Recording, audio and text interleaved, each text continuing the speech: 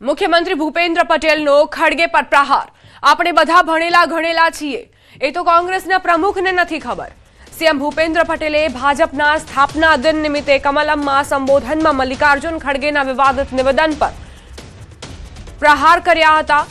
તેમણે કહ્યું હતું કે આપણે લોકો ભણેલા ગણેલા છીએ, પરંતુ એ કોંગ્રેસના પ્રમુખને ખબર નથી। ખડગેએ જે નિવેદન આપ્યું કેરળમાં, તેને લઈને ગુજરાતીઓમાં રોષ પણ જોવા મળી રહ્યો છે। સોશિયલ મીડિયા પર પણ પ્રતિક્રિયાઓ આવી રહી છે।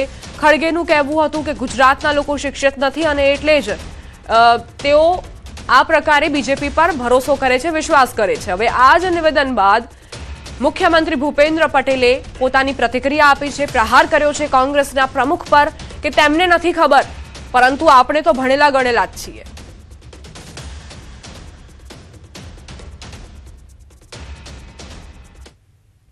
એ તો આપણે બધાને પ્રેક્ટિસ હોય ને, આપણે બધા ભણેલા ગણેલા છીએ। એ તો કોંગ્રેસના પ્રમુખને ખબર નથી, અમે બધા ભણેલા ગણેલા છે। અમે કેટલાય જણની હાજરી પુરાઈ દીધી છે કોલેજમાં આપણે કેટલાય જણની ભાઈબંધની હાજરી પુરાઈ દીધી છે। હમણાં જ નીચે ગયો છે પૂરો એકબીજાનું હાચવીએ।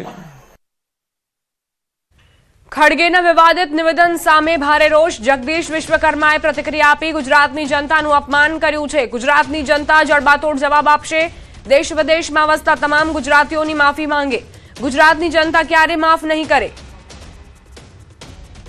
કોંગ્રેસની એક ગંદી માનસિકતા આજે છતી થાય છે। કાલે જ કેરળની ચૂંટણીના ઉન્માદમાં કોંગ્રેસના રાષ્ટ્રીય અધ્યક્ષ મલ્લિકાર્જુન ખડગે દ્વારા જે રીતે ગુજરાતીઓનું 6.5 કરોડ ગુજરાતીઓનું માત્ર ગુજરાતમાં નહીં દેશભરમાં વસતા વિદેશમાં વસતા તમામ ગુજરાતીઓનું અપમાન કર્યું છે।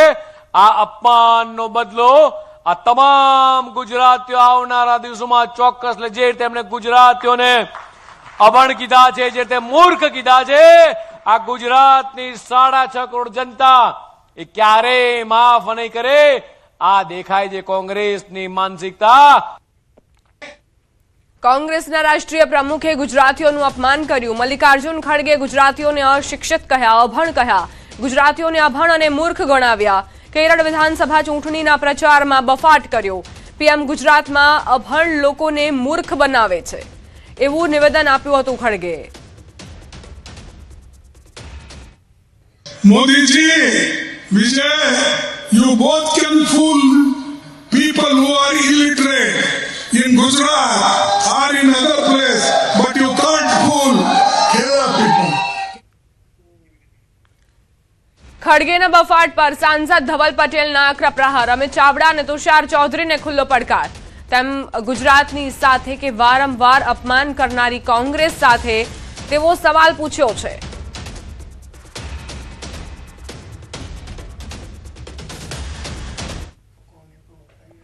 મારે કોંગ્રેસના પ્રદેશ પ્રમુખ અમિત ચાવડા અને વિપક્ષના નેતા તુષાર ચૌધરીને પૂછવું છે કે જ્યારે મલ્લિકાર્જુન ખડગે તમારા રાષ્ટ્રીય પ્રમુખે ગુજરાતીઓ વિશે આટલું અપમાનજનક ટિપ્પણી કરી છે, તો તમે મલ્લિકાર્જુન ખડગેને સપોર્ટ આપવાના છે, સમર્થન આપવાના છો કે તમે ગુજરાતીઓ અને ગુજરાતને સપોર્ટ આપવાના છો?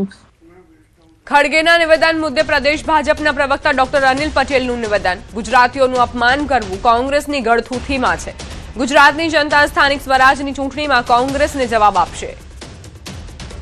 મને લાગે છે આમાં એક પ્રકારનું બૌદ્ધિક દેવાળું જેને કહેવાય, ઇન્ટેલેક્ચ્યુઅલ બેન્કરપ્સી જેને કહેવાય, એનું આ સૌથી ઉત્તમ નમૂનો છે।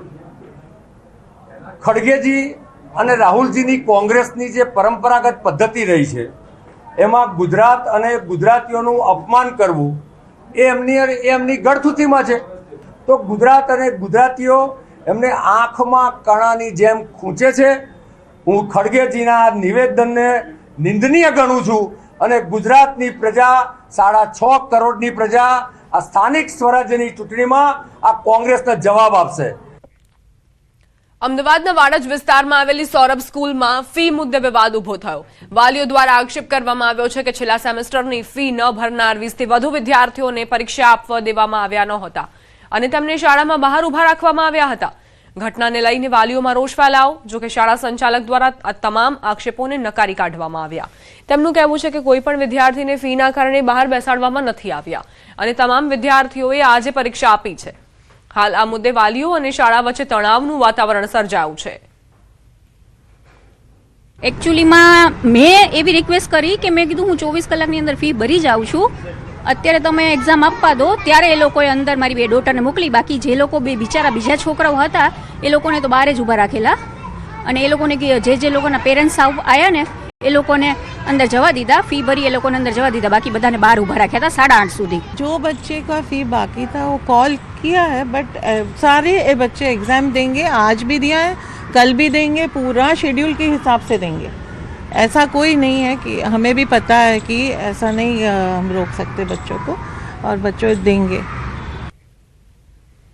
પોરબંદર એરપોર્ટ પાસે નેશનલ હાઈવે પર વહેલી સવારે એક ગમખ્વાર અકસ્માતની ઘટના બની, જેમાં 3 યુવાનોના મોત થયા અને 2 યુવાન ગંભીર રીતે ઇજાગ્રસ્ત થયા. મળતી માહિતી મુજબ બુલેટ અને સ્પ્લેન્ડર બાઇક વચ્ચે અકસ્માત સર્જાયો. પ્રાથમિક તપાસમાં બુલેટ રોંગ સાઈડ પરથી આવી રહી હોવાની શક્યતા વ્યક્ત કરાઈ છે. ઘટનાની જાણ થતાં પોલીસ ઘટના સ્થળે પહોંચી હતી અને મૃતદેહોને પોસ્ટમોર્ટમ માટે ખસેડી આગળની કાયદેસરની કાર્યવાહી હાથ ધરી છે. 5 યુવાનોને ગંભીર ઇજા થઈ છે. એમાં 3 વાલ્મીકી સમાજના 2 અને 1 ખારવા સમાજનો એક્સપાયર્ડ છે. એક ખારવા સમાજનો યુવાન છે એ ગંભીર ઇજા છે, તેને રાજકોટ રિપોર્ટ કર્યો. બીજો એક યુવાન છે વાલ્મીકી સમાજનો, એને ગંભીર ઇજા નથી પણ એ પણ સારવારે થશે. સાબરકાંઠાથી સમાચાર. હિંમતનગર વિજાપુર હાઈવે પર અકસ્માત. દેરોલ પાસે અકસ્માતમાં એકનું મોત. ટ્રેક્ટર અને કાર વચ્ચે અકસ્માત સર્જાયો. પૂર ઝડપે જતી કાર ટ્રેક્ટર પાછળ ઘૂસી ગઈ. ટ્રેક્ટર ચાલકનું ટાયર નીચે આવી જતા મોત.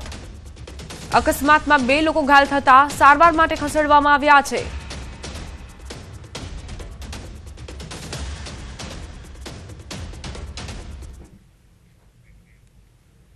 સાબરકાંઠાથી સમાચાર. અમદાવાદ ઉદયપુર નેશનલ હાઈવે પર અકસ્માતની ઘટના બની. ટ્રકે બાઇકને ટક્કર મારતા ચાલકનું ઘટના સ્થળે જ મૃત્યુ થયું.